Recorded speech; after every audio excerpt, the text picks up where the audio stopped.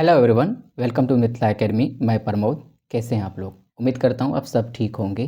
तैयारी कैसी चल रही है? तो आज हम हिस्ट्री की सेकंड क्लास देख रहे हैं। इसमें हम देख रहे हैं कि गवर्नर जनरल और वाइसरॉय से रिलेटेड क्वेश्चन को देख रहे हैं। और ये पीपीएससी का फेवरेट टॉपिक है ये, इसीलिए इसको आपको स्किप नहीं करना है, इसको पूरी क्लास को देखना है। और फिर देखिए, पूरी क्लास देखने के बाद आपको ऐसा एक भी क्वेश्चन नहीं लगेगा कि ये एग्ज़ाम में नहीं आने वाला है। इसीलिए हम अच्छे से सिलेक्ट करके लाए हैं। तो आप पूरी क्लास को देखिए। अगर चैनल पे नए हैं तो आप चैनल को ज़रूर सब्सक्राइब कर लीजिए। तो आइए क्वेश्चन नंबर हम 27 से देखते हैं। क्वेश्चन नंबर 27 ये क्या कह रहा है कि सहायक संधि व्यवस्था को स्वीकार करने वाले प्रथम भारतीय देशी शासक कौन थे?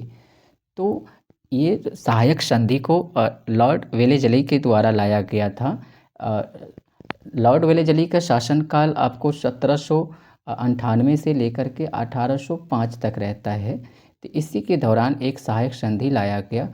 इसमें सबसे पहले हैदराबाद के साथ संधि की गई, जो 1798 में किया गया। और फिर इसके बाद मैसूर को 1799 में, फिर तंजौर 1799 में, फिर अवध 1801, फिर पेशवा के साथ किया जाता है 1802, फिर बरार 1803 में। इसी तरह से सिंधिया 1804, फिर इंदौर। इसी तरह से जोधपुर है, जयपुर है, ठीक है, भरतपुर है। तो इस तरह से आपका पहला क्या हो जाएगा? पहला क्या हो जाएगा? हैदराबाद। क्या हो जाएगा? हैदराबाद का निज़ाम। तो ऑप्शन नंबर बी चला जाएगा आपको। तो इसीलिए आपको ये इम्पोर्टेंट क्वेश्चन है, आप इसे याद रखिएगा। क्वेश्चन नंबर 2 देखिए। क्वेश्चन नंबर 28, निम्नलिखित पर विचार कीजिए जिन्होंने लॉर्ड वेलेजली के साथ सहायक संधि की थी और उनके द्वारा किए गए संधियों का सही कालानुक्रम नीचे दिए गए कोटों से पता कीजिए। तो सबसे पहले तो आपको ये पता होना चाहिए, इस पर आप नंबरिंग कर लीजिए 1 2 3 4। अब इसका हैदराबाद अभी भी जस्ट हमने देखा कि 1798 ईस्वी में किया। तो ये कितने में हो गए? 1798 में। फिर मैसूर का क्या बताया आपको? 1799 में, 1799। फिर अवध के साथ कब किया गया? 1801 में, 1801 में। फिर सिंधिया के साथ 1804 ईस्वी में। तो इस तरीके से आप लगाइए, फिर लगा दीजिए। तो क्या हो जाएगा? 1 के बाद 2 के बाद 3 के बाद 4। तो 1 2 3 4 ऑप्शन नंबर ए चला जाएगा आपको। तो पूरी क्लास को देखिए। चलिए क्वेश्चन नंबर 29 देखिए। भारतीय राज्यों पर अंग्रेजी प्रभुत्व स्थापित करने के लिए किसने प्रशासन में सहायक संधि प्रणाली का सूत्रपात किया? तो अभी भी सहायक संधि देख रहे थे कि क्या था? Lord Wellesley. आपका ऑप्शन नंबर बी चला जाएगा। क्या चला जाएगा? बी। सेशन को लाइक भी कर दिया कीजिए। देखिए क्वेश्चन नंबर 30 देखिए। क्वेश्चन नंबर 30 कह रहा है, ईस्ट इंडिया कंपनी का राजपूत राज्यों से सहायक संधि करने का उद्देश्य क्या था? अच्छा, इसका पर्पस क्या था कि सहायक संधि उस राजाओं से क्यों की गई थी?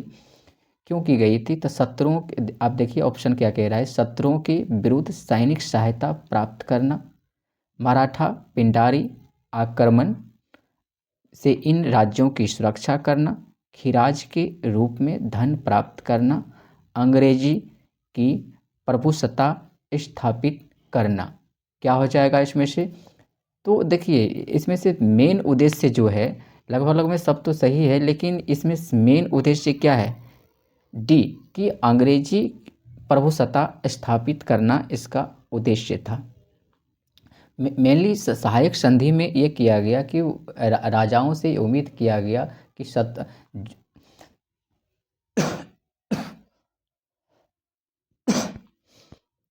तो ये ऑप्शन नंबर आपका क्या हो जाएगा? डी। डी ऑप्शन नंबर क्या चला जाएगा? डी। तो देखिए 31, क्वेश्चन नंबर 31, निम्नलिखित युग्मों में से कौन सा सही सुलेमित नहीं है? इसमें से गलत पूछ रहा है कि इसमें गलत क्या है, इसमें गलत कौन सा ऑप्शन गलत है। तो आपको ये पता है कि 1764 ईस्वी में बक्सर का युद्ध हुआ, तो ये तो सही है।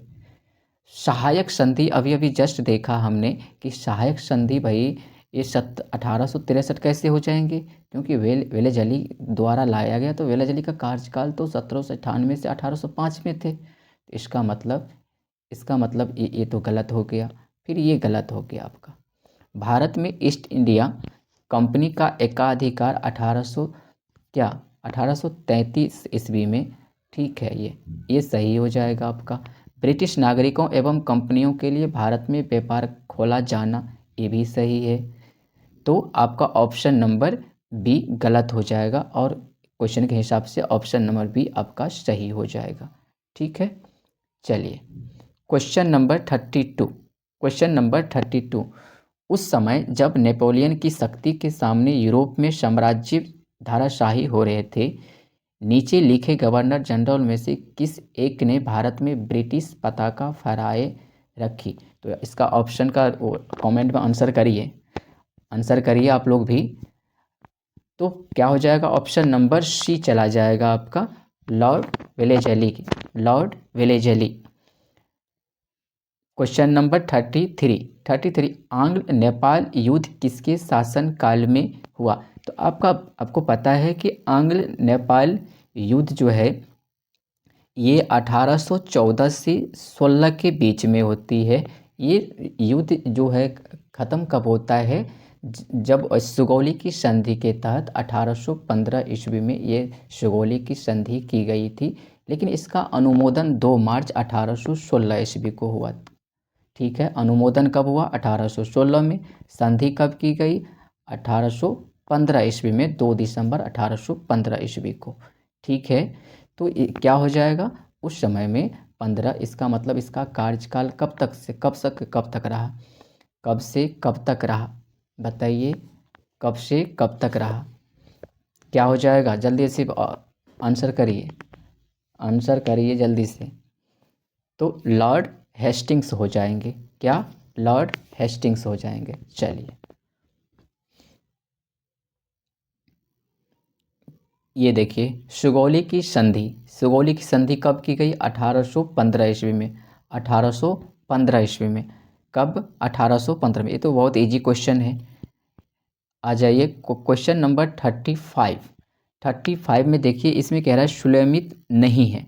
क्या है? सुलेमित नहीं है। तो आपको गलत चूज करना है, इसमें गलत कौन सा है? तो बक्सर का युद्ध जो है, बक्सर का युद्ध तो हेक्टर मुनरो के समय में ही हुआ। तो ये ऑप्शन क्या है? सही हो जाएंगे। ये ऑप्शन क्या हो जाएंगे? सही हो जाएंगे।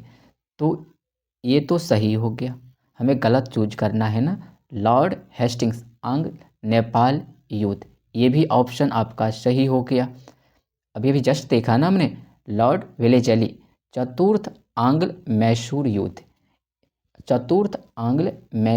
युद्ध ये कब होता है? चतुर्थ आंग्ल मैसूर युद्ध कब होता है? ये 1799 ईस्वी में होता है। कब होता है? 1799 ईस्वी में। इसमें लॉर्ड वेलेजली थे। ठीक है, ये ठीक है, क्योंकि इसी के समय में सहायक संधि हुई ना। चलो, लॉर्ड कॉर्नवालिस, तृतीय आंग्ल मराठा युद्ध, ये तो भाई गलत हो जाएंगे। क्या? गलत हो जाएंगे। 1817 ईस्वी, 17 से 18 ईस्वी में आंग्ल मराठा युद्ध होते हैं। इस समय में लॉर्ड हेस्टिंग्स थे। तो ये आपका गलत हो गया, और गलत ही आपको पूछा जा रहा है। तो ये इस तरीके से आपका ऑप्शन नंबर डी चला जाएगा। ठीक है, चलिए क्वेश्चन नंबर 36, तृतीय आंग्ल मराठा युद्ध किससे संबंधित है? अभी जस्ट हमने देखा अभी अभी जस्ट हमने देखा था लॉर्ड हेस्टिंग्स से संबंधित है। लॉर्ड हेस्टिंग्स से संबंधित है। किससे संबंधित है? किससे? लॉर्ड हेस्टिंग्स से। Lord Hastings. क्वेश्चन नंबर 37 इसका आंसर आप कमेंट में करिए। कमेंट में करिए, थॉमस मुनरो किन वर्षों में मद्रास के गवर्नर बनते हैं? कब बनते हैं? कब बनते हैं? आपको याद है? याद करिए कि जब अब रैयतवारी बंदोबस्त लाया गया, कब? 1820। तो इसका मतलब इसका सेशन कब से कब रहा था? 1820 से 1827 तक। कब? 1820 से 1827। इसी बीच में आपको रैयतवारी व्यवस्था, टॉमस मुनरो और रीड थे दोनों। तो ये भी आपको याद रखना है। ये इससे संबंधित कौन थे? मुनरो और इसके साथ साथ रीड भी सहायक संधि के, सहायक संधि में, सॉरी सहायक बोल रहा हूँ, रैयतवारी में, रैयतवारी व्यवस्था से संबंधित कौन थे? मुनरो और रीड। रैयतवारी व्यवस्था से संबंधित कौन थे? मुनरो और रीड।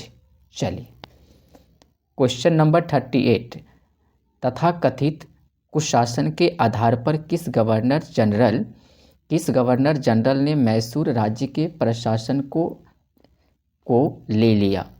तो आप देखिए, इसे आप क्वेश्चन का आंसर करिए तो क्या हो जाएगा? बताइए क्या हो जाएगा? आंसर करिए, जल्दी से करिए, आप लोग भी तो आंसर करिए। क्या हो जाएगा? वेंटिक चला जाएगा। Option number C. क्या? ऑप्शन नंबर सी चला जाएगा। चलिए नेक्स्ट देखिए, 39, बंगाल के गवर्नर जनरल में से कौन एक तृतीय आंग्ल मैसूर युद्ध से संबंधित है? कौन तृतीय आंग्ल मैसूर युद्ध से संबंधित है? इसका आंसर करिए, तो इसका आंसर करिए, जल्दी से करिए। क्या हो जाएगा? कॉर्नवालिस। कॉर्नवालिस। क्या हो जाएगा आंसर? कॉर्नवालिस। 40 देखिए, ठगों के दमन में निम्नलिखित में से कौन संबद्ध था? तो इसका आंसर क्या चला जाएगा? ऑप्शन नंबर बी चला जाएगा। ऑप्शन नंबर बी चला जाएगा। अब देखिए क्वेश्चन नंबर 41, ठगों का उन्मूलन किसके नेतृत्व में हुआ? ठगों का उन्मूलन किसके नेतृत्व में हुआ? तो ये ऑप्शन नंबर बी चला जाएगा आपका, कैप्टन सिलीमैन से संबंधित है। किससे संबंधित है? सिलीमैन से। चलिए 42, तो निम्नलिखित में से कौन से सामाजिक सुधार विलियम वेंटिक ने प्रारंभ किए? तो कौन कौन से प्रथा इसमें किए? तो भाई ये तो वेरी वेरी इंपॉर्टेंट है ये। ऑप्शन नंबर ए यानी सती प्रथा का उन्मूलन हो गया। फिर इस तरह से दास प्रथा का भी ये किया। फिर ऑप्शन धर्म के कारण अयोग्यता के प्रावधान को हटाना। नहीं, ये नहीं होगा। तो अब देखिए इसमें एलिमिनेट करके जिस ऑप्शन में 3 है ऑप्शन, उसको कैंसिल कर दीजिए। इसमें है तो फिर ये भी नहीं होंगे। तो ऑप्शन नंबर आपका क्या चला जाएगा? Option number C. एक ऑप्शन और होगा जो इसमें नहीं है, तो ऑप्शन नंबर क्या चलाएगा? सी चला जाएगा। ए नंबर यहाँ पे और कुछ होगा, चलो उसको छोड़ देते हैं। जो हमें आंसर मिल गया तो मिल गया, ठीक है। तो क्या हो जाएगा आपका? 42। क्वेश्चन नंबर 43 देखिए, सती प्रथा पर पाबंदी किसने लगाई? सती प्रथा पर पाबंदी किसने लगाई? तो वेंटिक हो जाएगा। Option number C. Option number C यही है ना, ऑप्शन नंबर सी चला जाएगा। चलिए क्वेश्चन नंबर 42 देखिए, सती प्रथा को गैर कानूनी किसने घोषित किया? किसने किया? आंसर करिए। तो ऑप्शन नंबर बी, वेंटिक। सती प्रथा किससे संबंधित है? किससे? तो सती प्रथा को गैर कानूनी कब घोषित किया गया? तो आपको याद रखना है 1829, 1829 ये याद रखना है। चलिए, विलियम बेंटिक के द्वारा सती प्रथा किस वर्ष समाप्त की गई? देखिए अभी क्वेश्चन भी आ गया। तो ऑप्शन नंबर क्या चला जाएगा आपका? आंसर करिए, ये कमेंट में तो करिए आप। इसको HW अभी जस्ट कर दिया मैंने, है ना? तो क्या चला जाएगा? चलो मैं ही बता देता हूँ, ऑप्शन नंबर सी हो जाएगा, ऑप्शन नंबर सी। 46 में देखिए तो हिल असेंबली प्लान किसके द्वारा आदिवासी उन्नति के लिए किया गया था? चलिए इसका आंसर करिए आप, आंसर करिए कमेंट में, आंसर करिए, में कमेंट जरूर करिए। तो क्या चला जाएगा? ऑप्शन नंबर बी चला जाएगा, ऑप्शन नंबर बी। क्या? ऑप्शन नंबर बी चला जाएगा। ठीक है, चलिए तो क्वेश्चन नंबर 47, क्वेश्चन नंबर 47। अब देखिए इसमें से किस वर्ष बंगाल से दासों के निर्यात को रोक दिया गया? दासों से को क्या कर दिया? रोक दिया गया। तो क्या हो जाएगा? क्या हो जाएगा इसका? 1789, 1789। क्वेश्चन नंबर 48 में देखिए, लॉर्ड डलहौजी द्वारा अवध का अंग्रेजी राज्य में विलय निम्न में से किस रीति से हुआ था? किस रीति से हुआ था?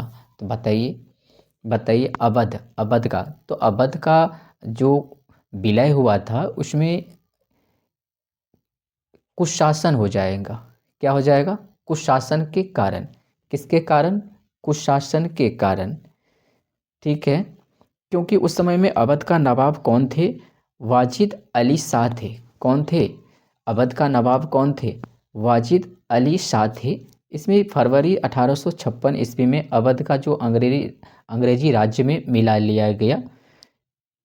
ठीक है, उस समय में कौन थे? डलहौजी थे। कौन थे? डलहौजी थे। इसी के तहत जो किसके तहत, जो व्यापकगत सिद्धांत के तहत, डॉक्ट्रिन ऑफ लैप्स के तहत, इसके अतिरिक्त और भी बहुत सारे राज्य हैं, जैसे सतारा है। 1848 में इसको अपने राज्य में मिला लिया, अंग्रेजी राज्य में। जैतपुर है, संभलपुर है, 1848 में किया गया। फिर उसी तरह से बाघाट है, 1850 ईस्वी में किया गया। उदयपुर को 1852 में किया गया। 21 सिद्धांत के तहत, तो व्यापकगत सिद्धांत के तहत। ठीक है, झांसी को 1854 में किया गया। नागपुर को 1854 में कर लिया गया। तो ये याद रखना है आपको। चलिए क्वेश्चन नंबर 49। बाघात रियासत का ब्रिटिश में विलय कब हुआ? अभी भी जस्ट देखा कि बाघात कब हुआ? 1850 में, 1850 में। वेरी वेरी इम्पोर्टेंट ये क्वेश्चन है, तो क्वेश्चन सेशन को लाइक भी कर दीजिए। चलिए क्वेश्चन नंबर 50 देखिए, निम्न में से किस देसी रियासत को अंग्रेजों ने अपने क्षेत्र में नहीं मिलाया? अब पूछ रहा है कि नहीं मिलाया, तो सबसे पहले तो वो ढूंढिए कि किस किस को मिलाया गया है, किस किस को इसमें मिला लिया गया है। तो आप देखिए इसमें, जैसे कि सिंध को मिला लिया गया था, पंजाब के सिंध को क्या किया गया? मिला लिया गया था। किसने मिलाया? एलन बरो द्वारा 1800। कब? एलन बरो का कार्यकाल कब था? 1842 से 1844 के बीच, है ना? तो इसी बीच में ये मिलाया होगा, है ना? इसका टाइम पीरियड आपको याद रखना है। अवध को कहाँ कब किया गया? जो आ रहा है उसको आपको पहले टिकट लगाने हैं। क्वेश्चन को एलिमिनेट करना आना चाहिए, है कि नहीं? ऐसा थोड़ी नहीं कि हर ऑप्शन आपको याद ही रहेगा। तो अवध को कब किया गया? कुप्रशासन के कुशासन या प्रशासन के द्वारा, कब के आधार पर? 1856 ईस्वी में डलहौजी के थ्रू। और सतारा को 1848 में मिलाया गया। तो फिर इसमें बच गया कौन सा ऑप्शन? बी। तो ये आपका गलत है। ठीक है, इसको कभी नहीं मिलाया गया था, है ना? चलिए, तो यही तो पूछ रहा है आपसे कि किसको इनमें से नहीं मिलाया गया था? तो ऑप्शन नंबर बी हो जाएगा आपका, इसको नहीं मिलाया गया था। ठीक है, चलिए 50। ब्रिटिश साम्राज्य में अवध का विलय अभी भी जस्ट देखा था कि 1856, 1856, ये तो आपको मुंह में रटा होना चाहिए। इस तरह के क्वेश्चन को आप गलती से भी इसको क्या कर सकते हैं, गलती नहीं करना है। तो ये कैसे गलती नहीं होगी, बार बार प्रैक्टिस करने से, एमसीक्यू लगाने से होगी, है कि नहीं। तो चलिए क्वेश्चन नंबर 52 देखिए, क्वेश्चन नंबर 52, इसमें ये नंबरिंग कर लीजिए 1 2 3 4।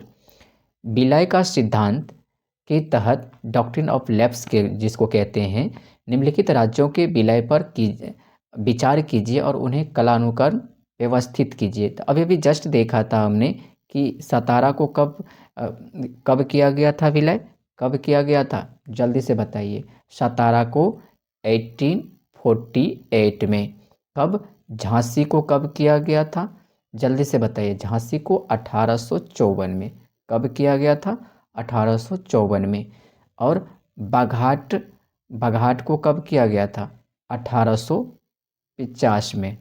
अब देखिए उदयपुर को कब किया गया था? 1852 में। कब? 1852 में। अब इस तरह से आप इसको सीक्वेंस लगा दीजिए, इसको क्या कर दीजिए, सीक्वेंस लगाइए।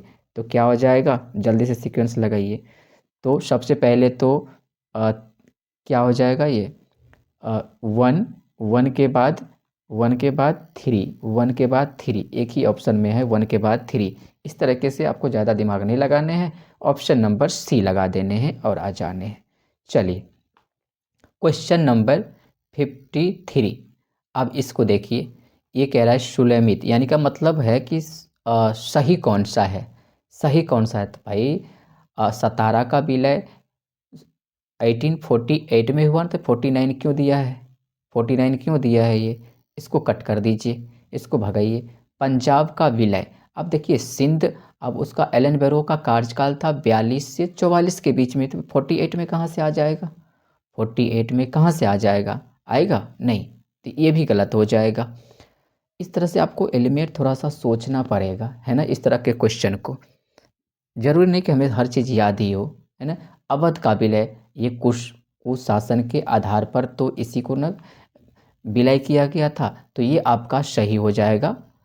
और यही पूछा भी है क्वेश्चन में, तो ये हमें आगे नहीं देखना है, आगे नहीं देखना है। और वैसे भी आपको याद होना चाहिए कि झांसी का विलय 1854 ईस्वी में हुआ। ठीक है, चलिए क्वेश्चन नंबर 54 क्या है कि निम्नलिखित में से किसने विलय की नीति नियोजित एवं क्रियान्वित की, किसने की, तो डलहौजी, ये तो इसी के समय में हुआ ना। ये डॉक्ट्रिन ऑफ लैप्स किसके थ्रू लाया गया था, डलहौजी के थ्रू ही। चलिए 55, ब्रिटिश द्वारा कुशासन का बहाना लेकर के निम्नलिखित प्रांतों में से किस एक का शासक हटा दिया था। तो आप भाई इसको तो आपको कमेंट करना पड़ेगा ना, इसको कमेंट करिए, इसको कमेंट करिए, इसको कमेंट करिए। क्या हो जाएगा, अवध, क्या, अवध, अवध, अवध। तो आप देखिए भारत में ब्रिटिश शासन के दौरान निम्नलिखित राजशाही राज्यों के विलय का क्रम बताइए। फिर से वही देखिए, इससे ये पता चल रहा है, ये मैं खुद नहीं बनाया, ये विभिन्न एग्जामों में आए हुए क्वेश्चन है। इससे ये पता चलता है कि doctrine of lapse very very important topic है।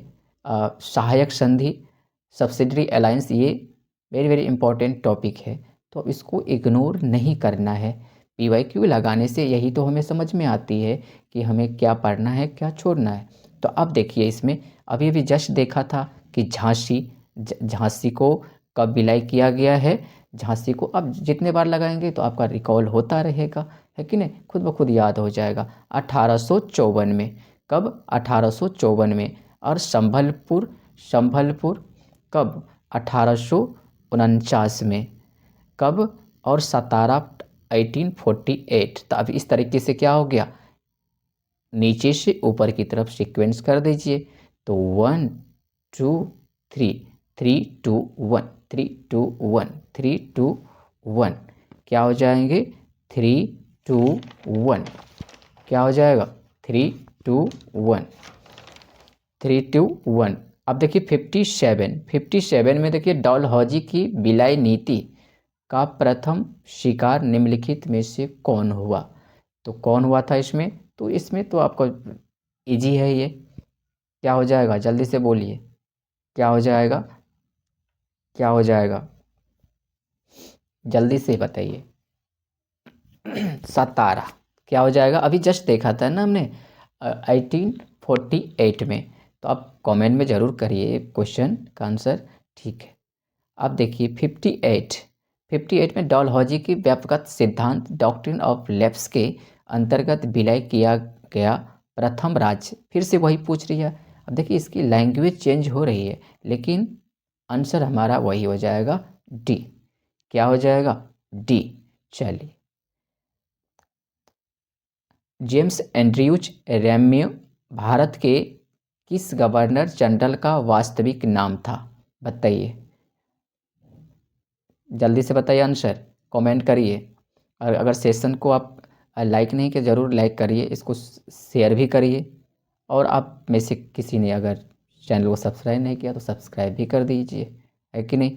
चलिए, इसका क्या हो जाएगा आंसर? ऑप्शन नंबर ए चला जाएगा। डलहौजी का वास्तविक नाम था एंड्रयूज रैम्य। क्या? एंड्रयूज रैम्य। चलिए, क्वेश्चन नंबर 60। कितना क्वेश्चन अभी तक हमने कर लिया? 23 इधर, 4 इधर, 34 क्वेश्चन हमने कर लिया अभी तक। 34-35 क्वेश्चन। अंग्रेजों द्वारा सिंध विजय संपन्न हुआ था किसके समय में हुआ था? सिंध का विजय कब हुआ था? जल्दी से आंसर करिए, जल्दी से। एलन बैरो के समय में। कब? एलन बैरो के समय में। भाई सिंध पंजाब है ना, तो एलन बैरो यानी इसका कार्यकाल कब हुआ था? पीछे क्वेश्चन देख लिया था हमने, 1842 से 44 सेशन रहा था इसका। तो क्या हो जाएगा? एलन बैरो। क्या हो जाएगा? एलन बैरो। क्वेश्चन नंबर 60 का क्या हो जाएगा? ए। 61 देखिए, 61 किसने सिंध विजित कर उसका अधिग्रहण किया? फिर से वही आ जाएगा। क्या? जल्दी से करिए, उसका अधिग्रहण किसने किया? नेपियर। किसने? नेपियर ने। किसने? नेपियर ने। चलिए, 62 सिंध पर ब्रिटिश ने कब्जा किया। सिंध पर ब्रिटिश ने कब्जा किया। आप करिए आंसर इसका आंसर करिए जल्दी से, क्योंकि एलन बैरो का कार्यकाल 1842 से 44 में, तो ये 43 में सिंध पर वो विजित कर लेता है और अंग्रेजी राज्य में मिला लिया जाता है। ठीक है, 63 में देखिए, सिक्किम का भारत में विलय किसने किया? सिक्किम का भारत में विलय किसने किया? इसका बहुत कालखंड अलग अलग रहा है, तो ऑप्शन नंबर सी चला जाएगा। इसका ऑप्शन नंबर सी चला जाएगा, डलहौजी। कब? डलहौजी के समय में। कब हुआ? डलहौजी के समय में। ठीक है, चलिए, डलहौजी के समय में। अब देखिए, निम्नलिखित में से कौन अवध का ब्रिटिश रेजिडेंट था जब अवध का ब्रिटिश साम्राज्य में विलय हुआ? कह रहा है कि अवध का ब्रिटिश रेजिमेंट था जब अवध का ब्रिटिश साम्राज्य में मिला लिया गया था। जल्दी से करिए आंसर करिए जल्दी से। तो ये जेम्स आउट्रम हो जाएगा। क्या चला जाएगा आंसर? ऑप्शन नंबर ए चला जाएगा। क्या? 1854 में जब सिलीमैन के स्थान पर ये कौन आता है? James Outram. तो अवध का ब्रिटिश रेजिमेंट बनाया गया उसी समय में। ठीक है, चलिए, 65 क्वेश्चन नंबर 65। अभी 10 क्वेश्चन और है हमारे पास, है ना? चलिए, तो भारत में प्रथम रेलवे लाइन किस ब्रिटिश गवर्नर के समय बिछाई गई थी? तो जल्दी से बताइए, ये ब्रिटिश रेलवे लाइन कब? 1853 की बात है ना ये। और उस समय में डॉक्ट्रिन ऑफ लेप्स आया हुआ था, है ना? तो ये डॉक्ट्रिन ऑफ लेफ्ट किसके थ्रू लाया गया था? डलहौजी। ऐसे कॉमन सेंस से आप बनाया कीजिए, है ना, ऐसे कॉमन सेंस से। अब देखिए कर्जन, कर्जन कहीं से हो सकता है, 1899 की बात कर रहा है, कहाँ जाएगा ये, है ना। वेले जले की सहायक ग्रंथि बहुत पहले है ना। तो लीटन, लीटन जो लीटन कब आएगा?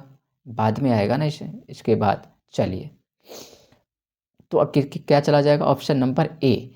Option number A, railway line कहाँ बिछाए गए थे? 1853 में। कब, कहाँ से कहाँ तक?